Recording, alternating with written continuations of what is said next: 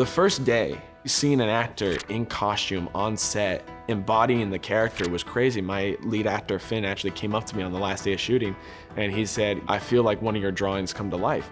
Up until that point, it's all been theoretical because like we know, you make the film 3 times. You make it in pre-production, in production, and then in post. So during this production phase, there's so many unforeseen circumstances that can happen. So you can't be married to one vision of the movie and say, this is exactly how it's gonna be. In my mind, a director's job and what a director is to focus on one thing, and that's directing. And that is all involved with the vision of the project, of talking to the DP and figuring out what the shot is, but then also working with the actors. When it came time to it, I didn't want to write a script that was a book, but I wanted to write a script that painted a picture. And I quite literally drew those pictures. And the visuals are so important because the visuals mean something. Joe sent me the script and he asked me to read it and give him my impressions of it. And so I read through it and I fell in love with it. It was this beautiful piece about samurais and cowboys. And Joe asked me if I would shoot it and I immediately said yes. The visuals for Kaiketsu were particularly important because the film had very little dialogue. A lot of what is communicated is through eye movements and through subtle gestures that the characters make. As the director of photography, you need to make sure you're capturing all of that so that he can cut that all together in post. When we first started out the project, Joe had something like 15 pages of storyboards that he had meticulously drawn. Joe is a phenomenal artist and he has these gorgeous drawings that he does. He looked at my storyboards and he said, "Why isn't the whole thing storyboard?" Is because I said to him, I want you to be able to explore other avenues. I want you to be able to do this shot cinematically, but the shots that I storyboarded are shots that I won't budge on, that I will say, we need this shot. And he understood that. I've worked on some projects where the directors have every single shot storyboarded. For Joe's project, it was really figuring it out beforehand and then adding my shots to his, but keeping it all cohesive. It was this very symbiotic relationship, and the key to it was communication. Before we did anything, Andrew, what's the shot? Oh, okay, it's this on the shot sheet. Okay, we're going to this action. Okay, now I know how to direct the actors and where we're gonna stop, so they know what's gonna happen and I can do my job, and then Andrew's able to do his. I have to set the tone for the set, and I have to create an atmosphere that the actor can safely perform. Each one had a different style of acting. Phineas, who played my samurai, he himself is a filmmaker. And when it came time to direction, he would always give me movie references. He would say, "Hey, do you want more Tom Cruise for this one or Luke Skywalker?" And I knew exactly what he was talking about. Dan, on the other hand, who played the cowboy, I picked up on it, but he's a theatrical actor. Dan added so much to the character. He made the character 3-dimensional. He gave him little tics that only the character did.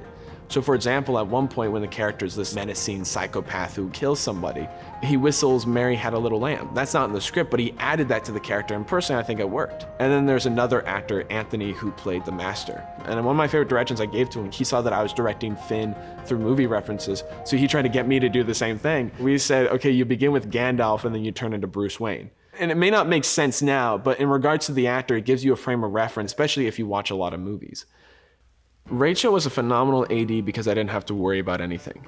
She was an AD who understood what my job and how I worked. And the way how I worked is predominantly with actors. I would say the role of the AD is kind of just to manage everything to make the director's job easier. It can be anything from making schedules, coordinating props, making sure that we have everything, coordinating emails with the crew so that everyone knows when they gotta be there. My job is to make the director's job easier. Every department head has their job, and they need to just focus on their job. If you don't have the AD, you get people kind of doing other people's jobs and people miss details, things get missed.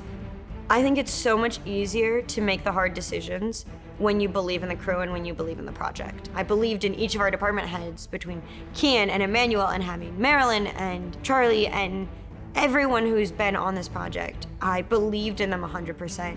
You cannot make any movie without a crew. And personally as a director, like I said, my job is to direct when I'm on set. If I don't notice you on set, then you're doing your job correctly. And I would make it a point to go to each of the department heads and say, "Hey, how are you guys doing?" and check in on them and see how they're doing.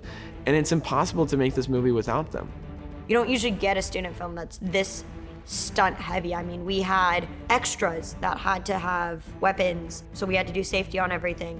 We had the swords, and working with samurais, it's a very specific technique that they had to do. And watching it was so cool because it was almost like a ballet. It was almost like a dance, the way that they did it. We had quite a bit of swords being drawn, that was practically, and then we also had a full contact stunt in which an actor sliced another actor with a sword. On paper, that sounds great, but you gotta have one person who is in charge of all of it to make sure that it's done safely. And that's our stunt coordinator, sword master, whatever you wanna call him, Richard Rasner. Richard and our actors were just phenomenal about it. We'd be setting up camera and we'd be like, all right, Richard, go take them over there. And then we'd get camera into place and we'd be like, do you need to run it with camera? And they were like, no, we're good.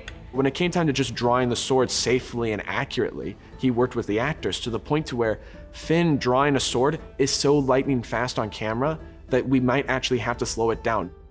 There was a moment on our second day of filming where we were filming a lot of slow motion shots of our samurai crawling toward his master. What I told Finn on this tracking shot, I said, we're gonna get the full action in the shot. He said, okay, so you want the screen, you want the emotion? I said, yeah. Okay, give me 5 minutes. Goes off, comes back. We do the shot, he's crawling, there's tears forming in his eyes, the shot's beautiful. We get to the end of it, right as he cradles Anthony's hand, cut. Phineas looked at Joe and then looked at me and went, what are you doing? Because Joe just wanted that moment. I actually gave Andrew a hug and I started crying. Because the shots that we got that day were so beautiful, not just because I drew them, because there's nothing like shooting a movie. The collaboration that happens on set is unparalleled to anything I've ever experienced in my life.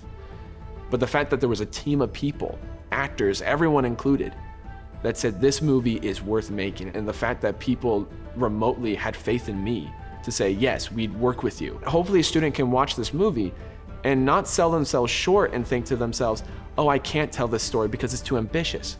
It doesn't matter if it's too ambitious. If you believe in the story, then you will attract the best kind of talent, exactly the type of talent that I had on this film. And now it's all up to the editing process. I don't know what it's gonna be like. The film's gonna be made again in the editing process. The score needs to get finished. Amadis is composing this beautiful score, and we're gonna have colorists. It's gonna be colored a very specific way. This movie is very monochromatic for a reason. And so we're gonna kind of punch that out in these next few months.